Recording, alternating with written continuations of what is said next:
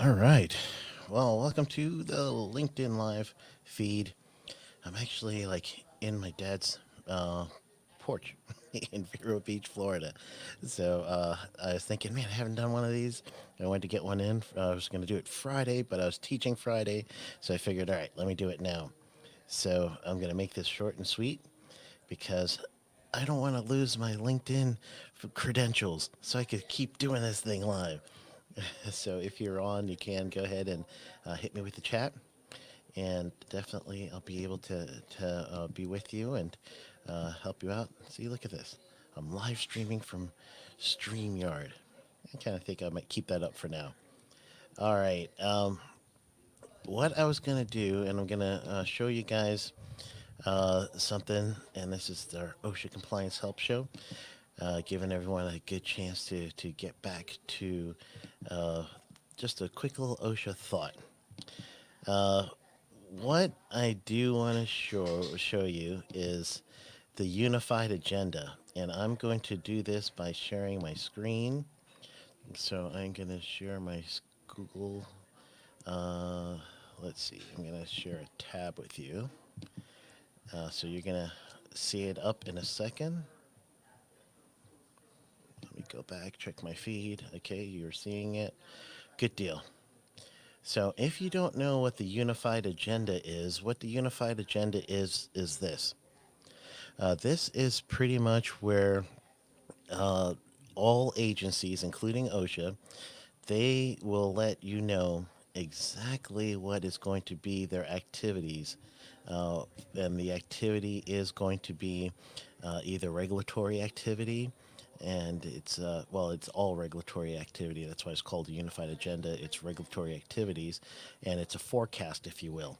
So OSHA does have a forecasting coming up, and what you're seeing here is the spring session that they had. They used to do these twice a year, but now they're only doing it once a year. So there's the spring session unified agenda that you're looking at here. So what this is, and I remember Tennessee OSHA, TOSHA, Steve Hawkins with TOSHA once told me this.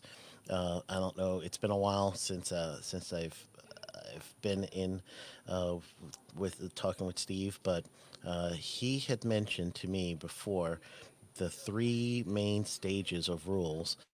Pre-rule stage is roughly around 2 years away, 2.5 years away before rules become laws. So if you are looking at this, and you would have to go to OSHA.gov and then look at the unified agenda, scroll down, and you'll see this. So these things that are on the pre-rule stage, and you will have background noise because I got a door open, we got things going. So think of this as a family gathering, and I'm letting you guys in on the family gathering. So the unified agenda, emergency response is going to get some sort of regulatory. Um, it could be a standard or whatever. If I want to see exactly what it was, I would click over here, and then this will actually lead me to what is going to be in the Federal Register, and it'll end up becoming law sometimes. Here's emergency response. Here's mechanical power press is going to get an update. Tree care standards going to get an update. Prevention of workplace violence in healthcare, and then blood lead level for medical removal. These things are going to be updated within the 2 year period, roughly.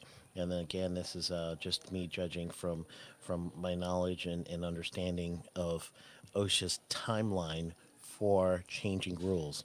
Proposed rule stage, this is where you're going to see the open comment period and everything else. Cranes and derricks, communication tower, hazard communication, powered industrial trucks, which are forklifts.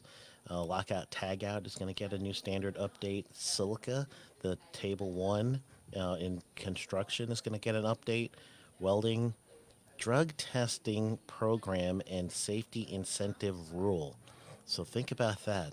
Having a rule about drug testing programs and safety incentives, that I just saw, and that's going to be a game changer, I would imagine. It's worth me clicking in and seeing what that one's about. So I'm going to click over to that, checking my comments just in case. You can hit your chat box wherever you're listening to me on and type into the chat. And if you do, it'll come up here and I'll be able to see it. So if that's the case, that'll be great. Make sure that I know that everyone's around. But let's go ahead and read this real quick because I'm very curious.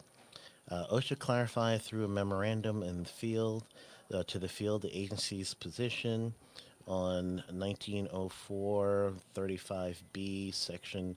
Well, this is how you say this. Section 35, paragraph B, subparagraph 1, subparagraph 4, or IV.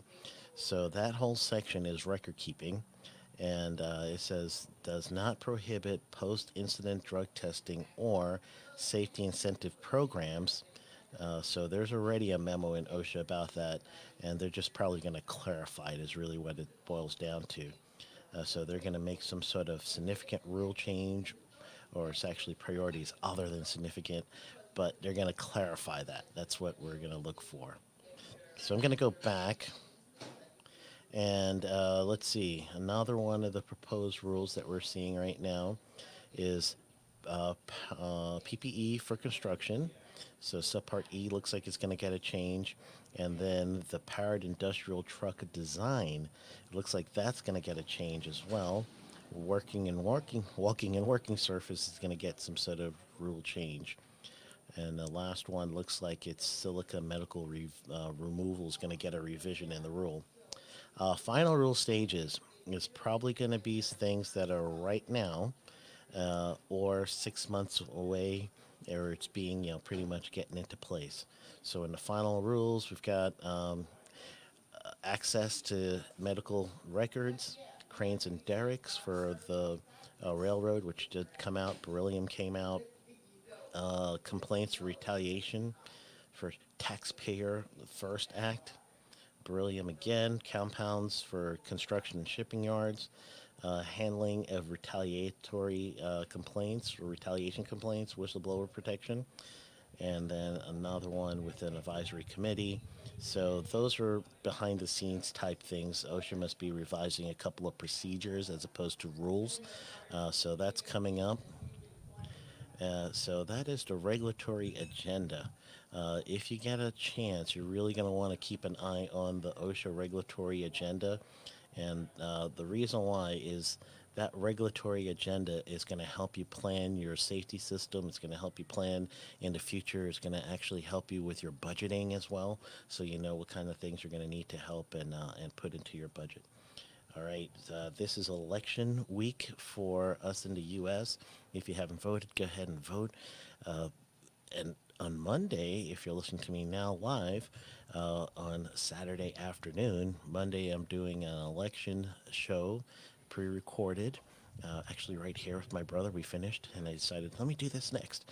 So that pre-recorded show, we talked pretty much about what it's going to look like if a Democrat becomes in office. What's it going to look like if a Republican stays in office for regulatory?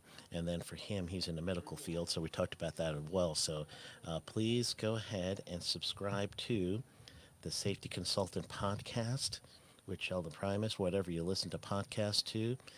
That's where you could find it. And go ahead, subscribe now, so when the show is live on Monday, you get to hear it. And I'm not telling you it's going to change your vote in any way, but I'm just telling you it's going to be just an insight as to what to expect, especially for consultants. All right. So truly, that is it. It's going to be short and sweet. So I will see you with another live sometime next week. Enjoy your weekend. Go out and vote. I'm supposed to be able to change my